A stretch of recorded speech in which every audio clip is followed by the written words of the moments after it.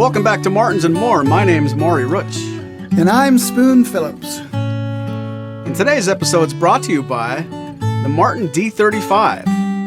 The Reimagined D-35 is the working man's dreadnought. Revamped in 2018, a distinctive three-piece back and antique white binding around the fingerboard set it apart. Expressive quarter-inch straight bracing gives it balance and power for any situation. For more information on the legendary Martin D-35, please visit maurysmusic.com or contact us today. Before I get ahead of myself, Spoon, please allow me to get ahead of myself. At the end of almost every episode, we always ask you, please consider reviewing us on Apple Podcasts, and we might even read your review on the air. We're going to do that whole thing in the beginning, and you'll see why. Our friend Jim writes, I really love this series. If possible, will you do an episode on the D-35 model history, bracing changes through the years, and maybe even the famous players that played them? So Spoon, now do you see why I talked about that first? I see. I'm being put on the spot yet again. So not only is this episode brought to you by the D-35, apparently this episode is going to be about the D-35. Well, yes, I'd be happy to talk about that. But first, I think we need to get back to our top 10 reasons to own a Blue Ridge guitar. So we should fit one of those in here, too. Oh, we failed to say that the last 2 weeks being our Martin Fest recap and all. That wasn't very cool. That's right. So we're going to go back and pick up where we left off with the 8th of the top 10 reasons. Number 8, reason to own a Blue Ridge guitar. Distinctive styling. That's right. The distinctive styling of Blue Ridge guitars combines traditional aesthetics and, of course, body sizes with their own special panache. So you have certain guitars on Blue Ridge that look sort of like Style 18 Martins, and Style 18 Martins from several years ago before the Reimagined Standard Series.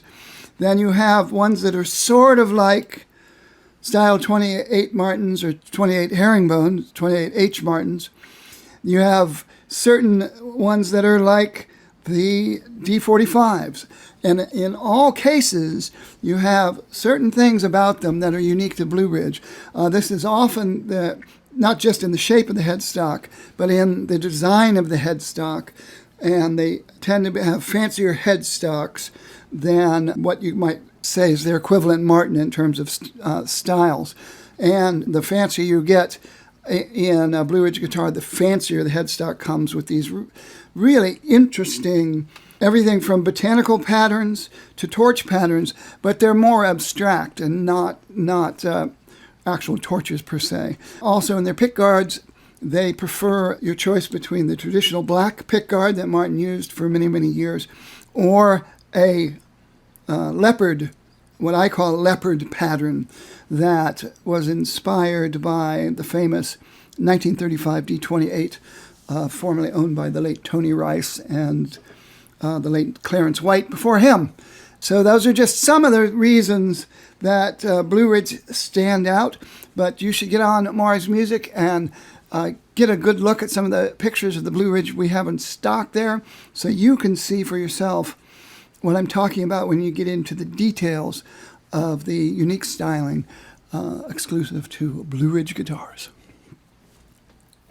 Well, thank you for another great BR segment there, Spoon. And I do agree. It's nice how Blue Ridge, obviously pays homage to the guitar they're copying or the guitars that are inspiring them, but they're not trying to go the whole 10 yards like some lawsuit Takamine or things that you've seen in the past. You certainly look close enough and you quickly see this is not meant to look exactly like a Martin. It's just trying to sound very much like one, and not to take into consideration that the fact that they feel a little bit different too. But if you do look closely, as they say, the devil's in the details. And when you look at something like a BR-160 or a BR-260, your first instinct might be to think it's an old Martin.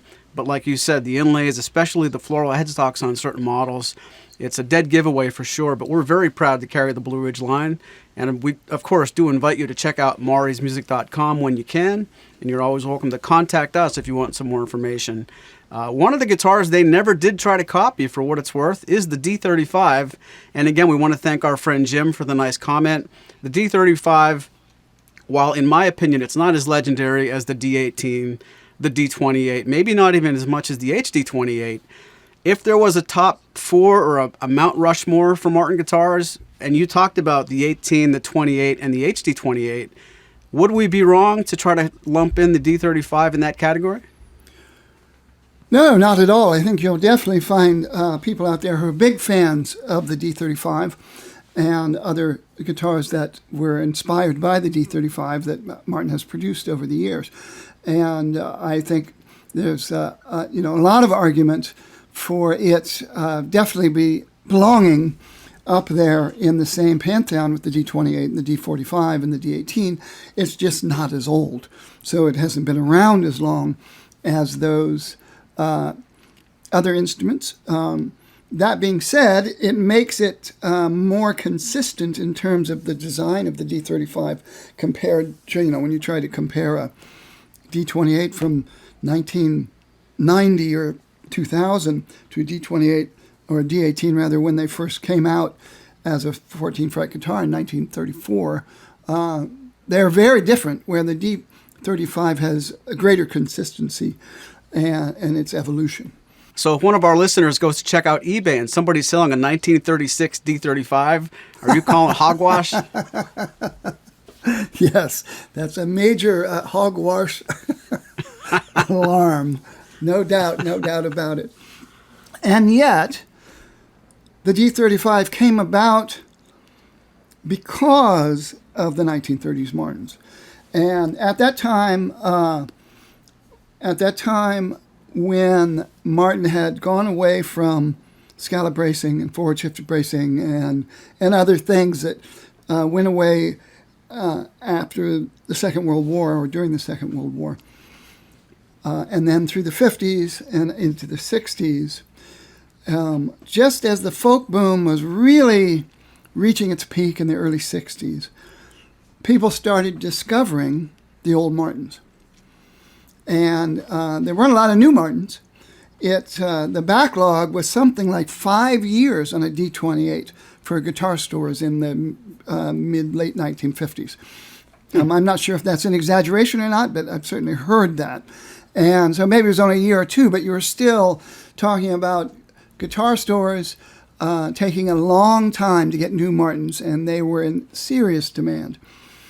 In 1955, I believe it was 1955, off the top of my head, they came out with the D21 as a way of offering a slightly less expensive D28, and one that also didn't have as nice of rosewood in the eye of the very conservative C.F. Martin III. Fred Martin, Chris's grandfather, was in charge of the company at that time and was very traditional in wanting what a lot of people would say is very boring straight grain. So there was a lot of Brazilian rosewood that wouldn't have made it on a D28, and they decided to use them on D21. By the time you get up into the 60s, the D21 styling changed until it was basically identical to a D18 except with rosewood instead of mahogany, and except it had the big style 28 domino dots.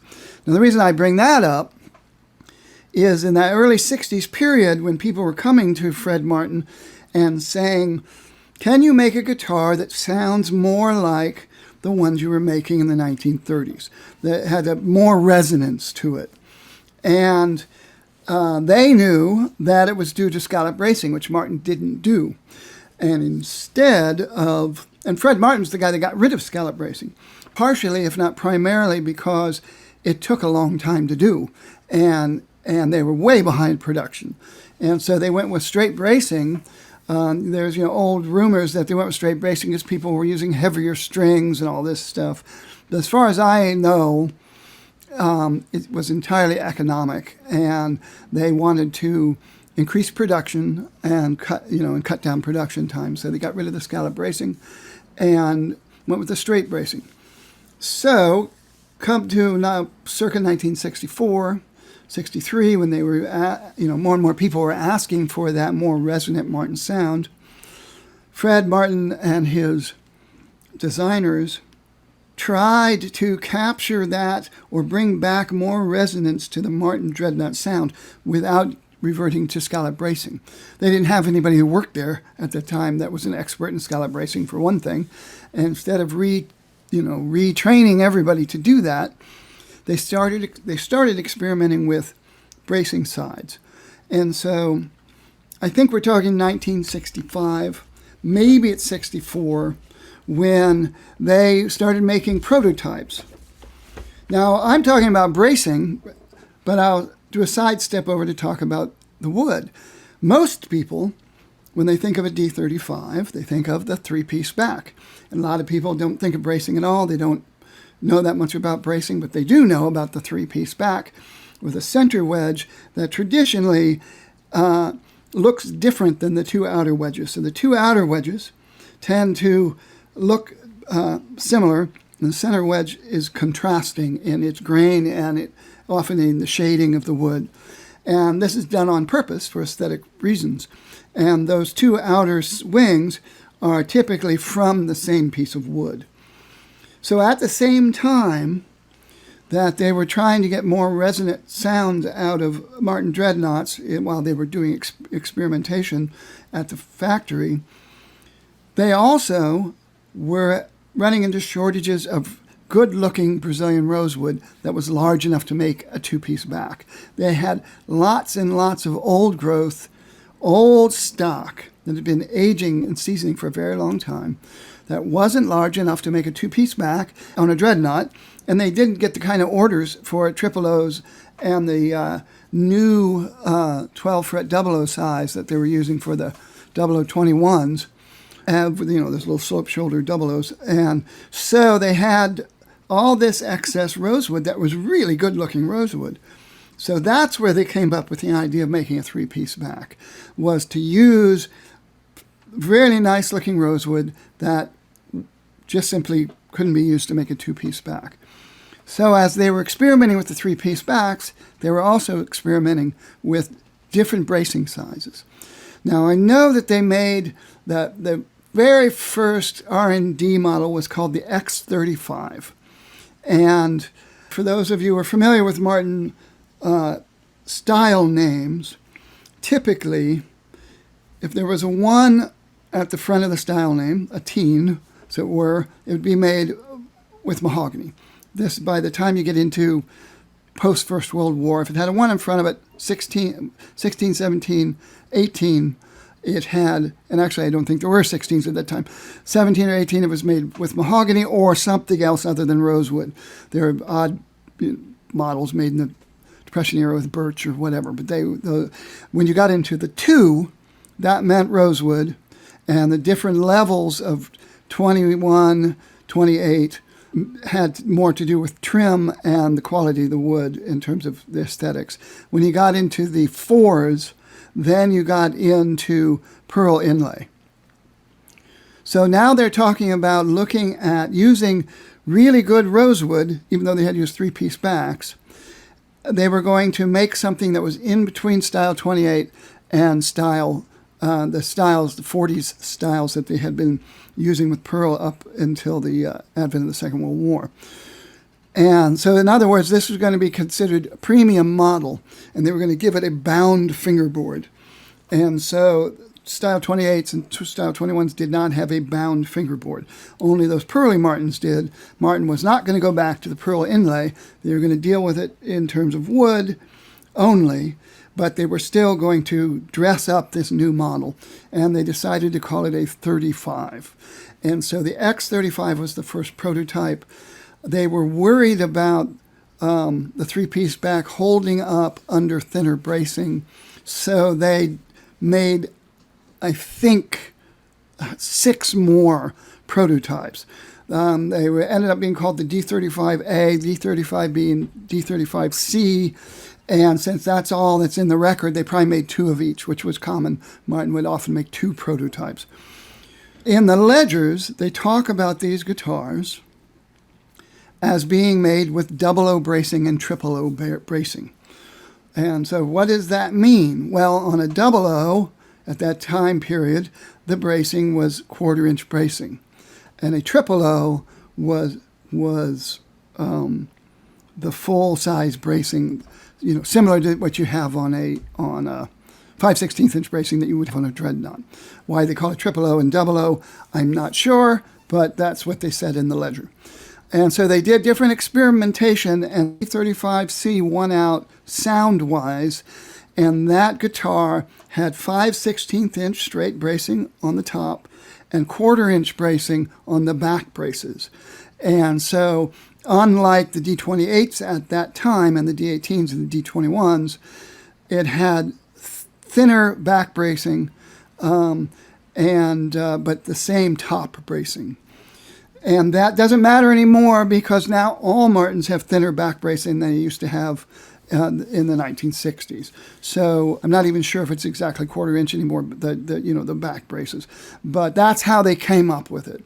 And the whole point of the thinner bracing was to get a more resonant sound. And what they were trying to do, they were trying to replicate the sound of pre-war Martins because people were asking for the more resonant sound, but they didn't want to use scallop bracing.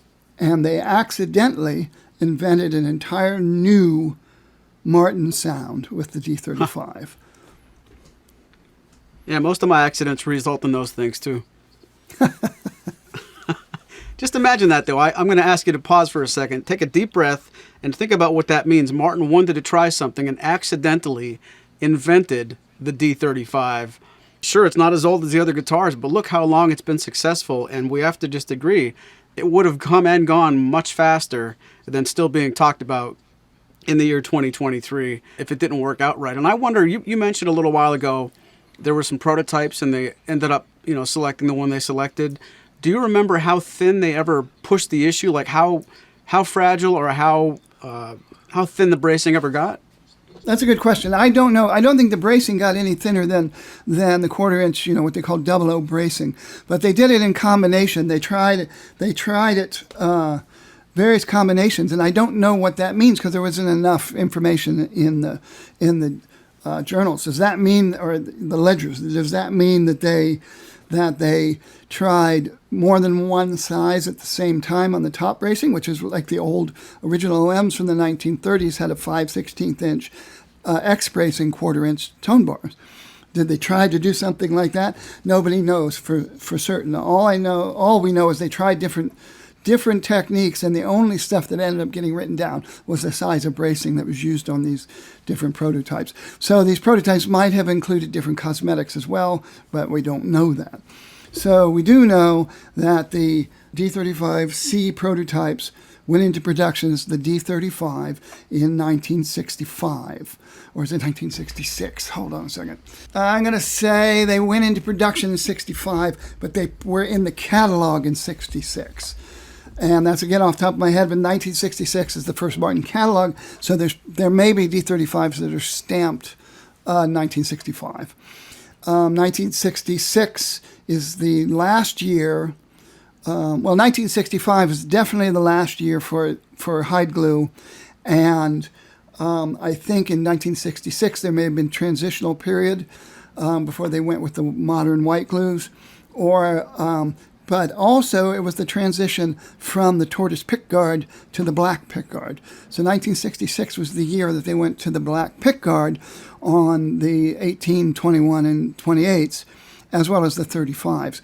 But there's probably some early D-35s with the tortoise guard, and there might even be some early D-35s with hide glue. I don't really know for certain when hide glue went away in that 65, 66 period.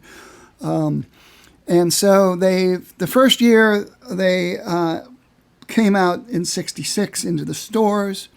67, they introduced the D-35S, the 12-fret version. Now, S in those days did not mean slotted headstock. It meant standard body size, which refers to the old pre-1934 12-fret Dreadnought body size. And they didn't use the S to mean that until the 60s folk boom with the D-28S.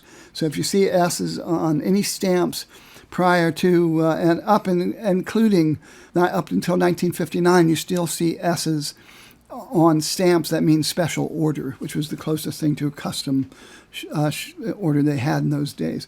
So, but when you see a 12 fret with D28S or D35S or D18S, it means the standard body shape. And they only made one of those in that very first year. And then when it comes to D35, I know they made a few hundred in the first year, and then they jumped to like over 900 in the second year. And again, I probably should have looked this up. I don't know if we're talking 66, 67 or 65, 66, but I'm guessing 66, 67 is when they ramped up the production. And then the following year, they were making it over 1,000 D28s. Okay, the cat's walking across the thing, so hold on a second. We'll be right back after we pause for station identification. Okay, we just took a quick pause. I wanted to look it up. So we're actually talking 65. It was the first year of the D35. 66 is when they ramped up into over 900. That was the year they made the first D35S. The following year, they made more of those. The D35S, the 12 version, lasted all the way up into the early 90s, probably 1994.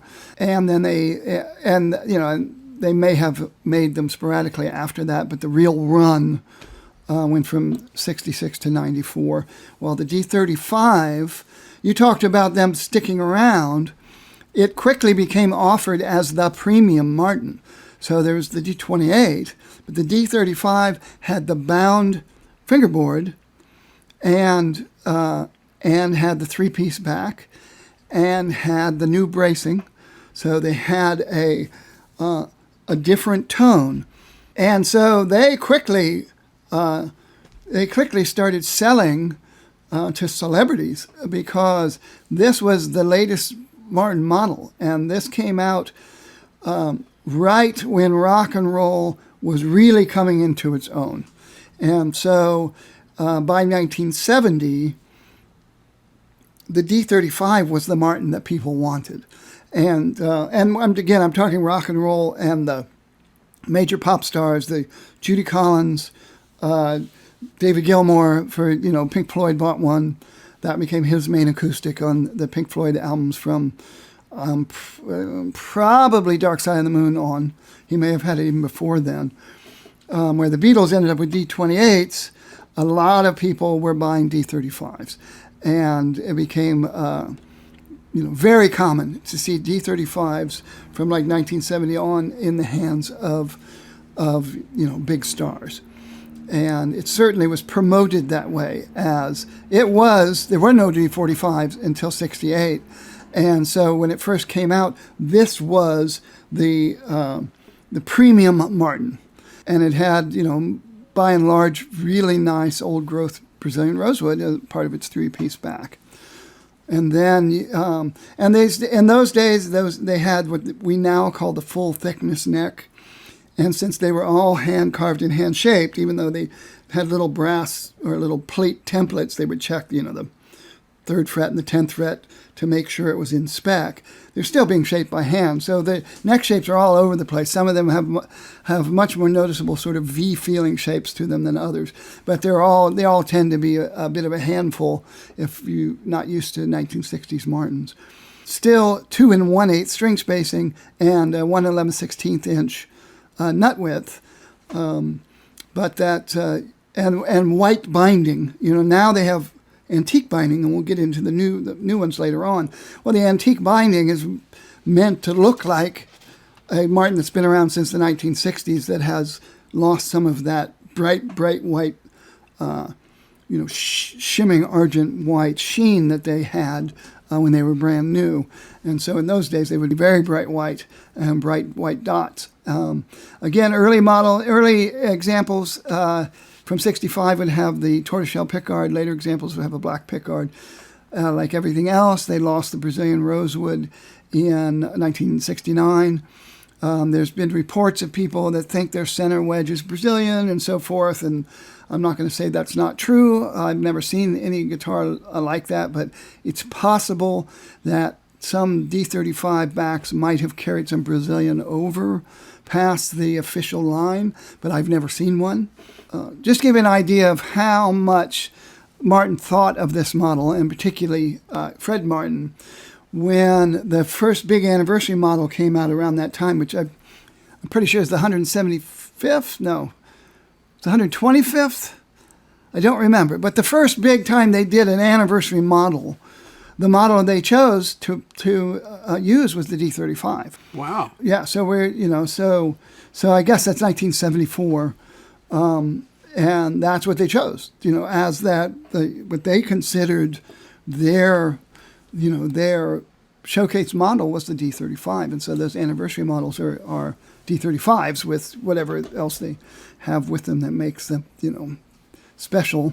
But so they've always gone on to popularity with big strummers. I think because of that unique bottom end that they have.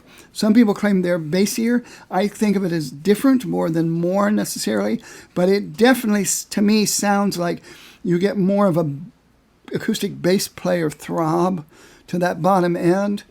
And I believe, to my ear, the trebles sound different too. The trebles sound very precise. They sound thinner than a D28. And I'm not saying that in a bad way. Thin can sound, something sounds thin. I don't mean it that way. I mean like they're super focused. And that makes them very clear. And how much of that is because the lower bottom end is thicker and woofier or fuller, and it's a audible illusion, if you will, to my ear, or if they really are, if they really report differently than a 28, but it sounds that way to my ear. And I know people who love to use them for finger picking. I know people who prefer 28s for finger picking. I know people who, I think everybody loves the D35s for strumming, and I think of them as a powerhouse guitar and big, powerful chords, especially if you put on medium strings. But our friend Mike Buono, his is an HD35, but there we haven't even got into the HD35s. But I know other people who have D35s. Tony Phillips, he'll strum and finger pick, but he loves D35s and has had multiple ones and has multiple ones from different eras and in different configurations. And he's a big fan of the D35 straight brace sound. So you don't get the wavering resonance you get from scallop bracing. It's a different kind of resonance that you get from the quarter-inch straight bracing that's exclusive to the D35. You can't play fingerstyle on a Dreadnought. Tell that to Stephen Stills. But I want to wheel back to something you said a few minutes ago and challenge our listeners, especially our viewers. If you're watching this on the YouTube version, 2 questions for you. Did you own or do you own a D28 or a D35? And if so, do you believe that the D35 really is premium against the D28, or is it the other way around? And we mentioned just a very sparse list of famous players who have played the Martin D35. We'd like you to name your favorite D35 musician in the comments of this video below. Oh, that's a great idea. That's a great idea. And, I will also point out that they also made a D35 walnut, extremely rare, Martin. This is going back a ways too. When they made them, they made very few of them. So I would love to know if anybody out there owns a D35W. Wow. I'm looking it up right now because I want to see. So hold on one second. When I reach out to Jambi the Genie, and they made 3 in wait a second. D35. Is that JambaTheGenie.com? Might be a close relation. They made 3 D35Ws in 1966, and they made 3 in 1968. So a total of 6 D35Ws. So that would be a pretty collectible guitar, I would think. And could I ask you a question that's on my mind, so it might be on someone else's mind? Certainly. You talked about all these D35s and how they changed from their inception into the late 60s. Are they all Sitka tops? That's a good question. I would say they're Sitka tops by default. There's definitely a period of time in the early 1990s where Martin was arbitrarily putting Engelmann spruce on what we would call today standard series guitars. And I know they're on the HD28.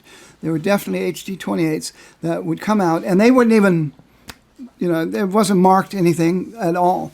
But I remember seeing one at Mandolin Brothers, and Stan J checked with Martin, and it was in fact an Engelmann spruce top. So they did, and I believe they had, Matt Umanoff had some too. Did they ever put them on a D35? I don't know. That's a very good question. None of those early models had Adirondack tops, right? No. Adirondacks was gone. I mean, there's still people who are adamant about the fact that there was red spruce in the 1950s, and I think, that's now been, people have delved into the ledgers. Greg Hutton particularly knows for certain what logs came through the factory. And there may have been some red spruce, in fact, used in the, late 50s. There were certainly, what's now, everybody talks about mystery tops from 1935. He is thoroughly convinced that it was red spruce from Vermont, and that's all there is to it. And so it wasn't Engelmann, it wasn't German. However, when you get into the 60s, Martin would occasionally get German spruce. And so... And all they know when they, it's European spruce. And back then it simply meant it came from a dealer in Germany. And they don't know the countries of origin for this stuff when you hear people talking about German spruce. They definitely used German spruce on their first D45s that were made in the late 60s when they were bringing back pearl inlay, since they considered the D35 to be, their premium, what we again call, sort of standard Martin Dreadnought. It's entirely possible, but I've never heard of that being the case. So the D-35, very popular. It, like a lot of those instruments, that late 70s into the 80s, they went to the adjustable truss rod and the low-profile neck that was allowed to exist because of the adjustable truss rod. They continued to be often have really outstanding tops. I'm not sure, back when they were doing the traditional wood grading, that, the grade 7-8 was for the pearled Martins, the 41s, 42s, and 45s, after all those guitars started coming out. And 5-6 was for style 28 and 35. I'm pretty sure that a 35 would have always gotten a 6. And perhaps they even got 7s.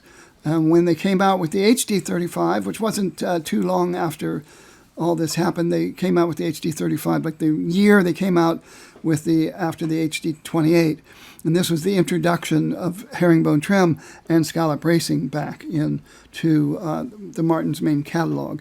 And so the HD-35 is a D-35, but it's got scallop bracing instead of straight bracing.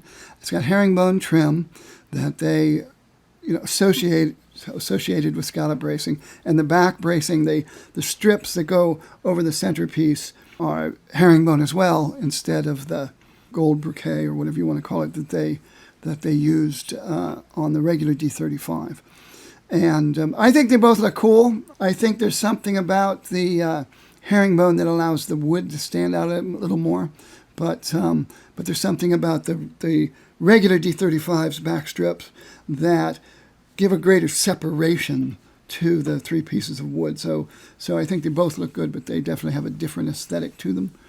And again, to this day, the outer wings tend to come from the same piece of wood, and the inner one is purposely the center wedge purposely picked to work with them, but be contrasting in both hue and grain. To give that very cool look. I'd also point out when they came out with what's now called the M36, it was originally called the M35. The very first M36s were called M35s.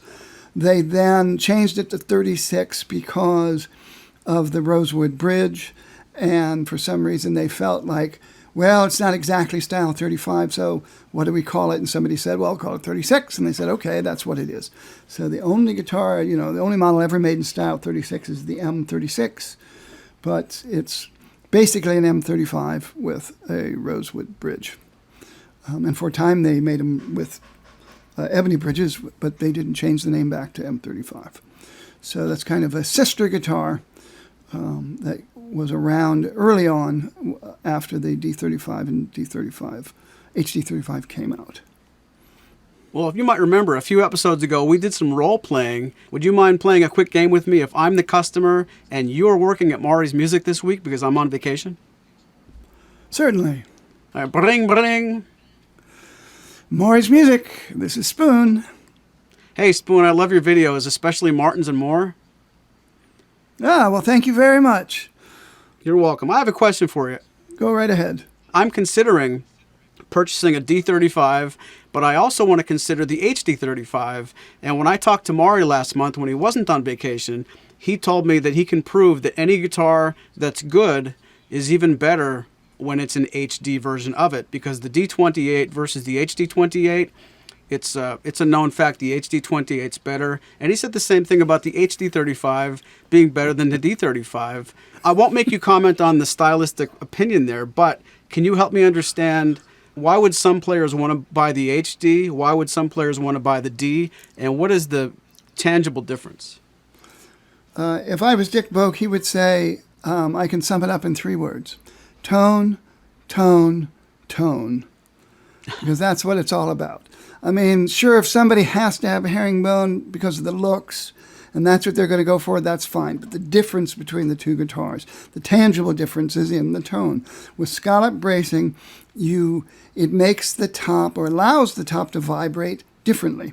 It is more responsive to a lighter touch, but that also means it's going to really start to vibrate under a heavy touch. And under a heavy hand, if you will. And so I believe if what you really like is really strong fundamental notes that you can hear and that you can play really hard, but they maintain their integrity, then you want non-scallop bracing, whether it's the 28 or the 35. And maybe more so in the 35, because once you scallop those braces, and when you scallop the braces, what they're doing is they're carving troughs into the brace so they begin to look like a suspension bridge. And every so often they rise up into a peak, which is basically a node, and that's a dampening node on the top. So at that specific place, it is adhering to the top and not allowing it to vibrate. And then the vibrations come off of that node and increase as farther away they get from the nodes, until you get to the center of the troughs where they're vibrating at their most, and they're starting to interplay with the vibrations coming off of the next node. I hope that all makes sense. But basically, it's almost like they're almost like radio waves broadcasting out from a point where that node is. Not that the node isn't vibrating at all, but the brace is at its thickest at those nodes or those peaks. And so the vibration you get from scallop bracing, from the thinner bracing, everything just is radiating, to mix metaphors, radiating sound-producing energy. And that makes the top overdrive easier. So you get a tremendous roar out of the scalloped quarter-inch bracing when you play them really hard, but they lose what you can say is the fundamental integrity, because they're getting overdriven, just the way like Keith Richards likes to overdrive an amp. And so that can be an appealing sound to some people. Some people love the lushness of it. And when you pull back, you get a more echoey resonance from the scallop bracing that some people love. It can be very seductive. But again, if you're mainly about wanting clear fundamental notes, whether you're recording, playing with other people, then you may want to seriously consider the non-scalloped sound, because those notes stand out and you still get the round, really round bulbous bottom end, But that bottom end has a definite end to it, where the scallop braced version kind of rumbles its way out into infinity. So it's it's very much a personal choice. If money is all that matters, you're going to be happy with an HD35 or a D35. If you can't afford the HD35, you'll be happy with a D35. But you really should listen to as many of them as possible and listen to them from outside. Have somebody else play them. Listen to as many videos as possible. Go back and forth in the videos on Maury's music and listen to the two and let your own ear start to pay attention to what's there with this one, what's there with this one, what's missing from that one, what's missing from that one, is there too much of this and not enough of that to make up your mind. And good luck, because when I play them back and forth, it's really easy for me to really like the non-scallop brace sound and that clarity and the punch and the definition, the real crystalline definition all the way up into the highest harmonics. But going over to the rumbly side of the scallop bracing, that's also very seductive, has a lot of wow factor to it for me. Well, thank you so much for thoroughly answering my question. Do you have any number of questions for me? I don't, but I'll just pause for a moment just to say, when it comes to asking you questions as a customer, there could be a long litany of them, so we don't want to go over time. But to go back to what you just said, in Tolkien, it is Frodo sits down with an elf after he was been almost attacked by the Nine Riders. This is not in the movies, by the way. This is in the novel. And he asks him for advice. And after a very long answer, Frodo says, it is also said of the elves, ask them not for advice, because they will say both yes and no. And I'm that way with scallop bracing. If you're going to ask me, do I prefer should I buy a guitar with scallop bracing or not, I'm going to give you both yes and no for those reasons. So let's talk to you as a customer. What kind of music do you play? I do an equal mix of fingerstyle and heavy-handed rhythm. Well, not hearing your heavy-handed rhythm, I might point you toward the HD35 if you really like that overdriven sound. But I would probably actually tell you to check out the D35, because you can play those things as hard as you want, and they're going to retain those strong, clear fundamental notes. But if you mainly do finger picking, you might want to go with the HD35, because it responds better with a lighter touch. So you're going to get more volume with less attack, and more projection with less attack from the scallop brace, and getting the top moving sooner. So it is a conundrum, and I highly recommend you either listen to Maury, and if you listen to Maury, then make sure that you keep in mind that he loves scallop bracing. So don't live vicariously through him or me, because I love them both. So I wish I could be of better help. But I will say again, yes, no. That was fantastic. And scene. Acting! I'm back from my role playing. That was a good little community college acting. But my segue game is weak. I was trying to coax you, and I've learned over these past few weeks, there's no coaxing. I've got to come right out and say it. Can we play 20 questions? Yes, we can. But I wanted to say, when it came to your acting, I just have to say, kid, don't quit your day job.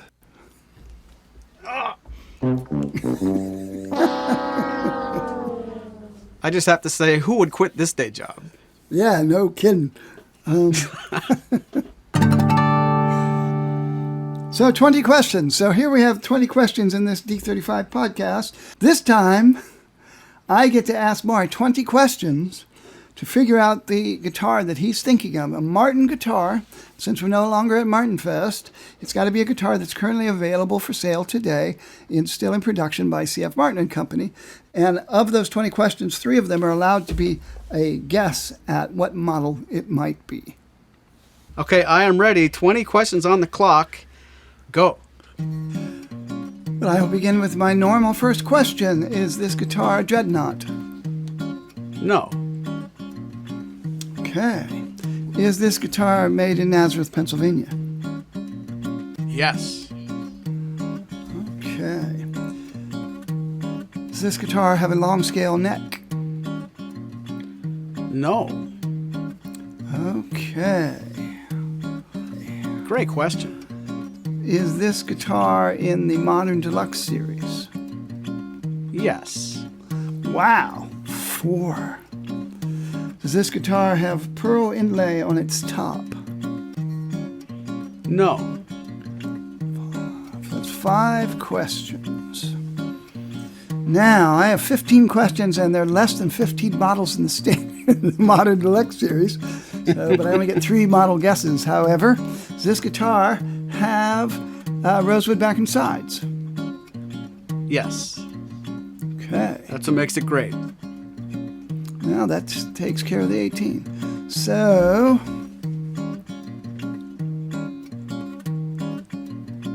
does this guitar have a 14 fret neck? Yes.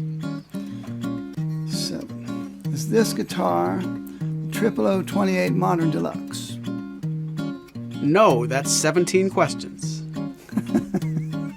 It's only 8. Now, just to get technical, is this guitar the 0028E Modern Deluxe? Yes. Right. 9. Not a record, but not too shabby. Not a record, but extremely, extremely admirable. That was great. So yes, 0028E Modern Deluxe with the fabulous Aura HD, the high-definition Aura, Fishman Aura pickup system, currently exclusive to the Modern Deluxe series. Pretty cool stuff. Why don't you tell us a little more about the model there, Don Pardo?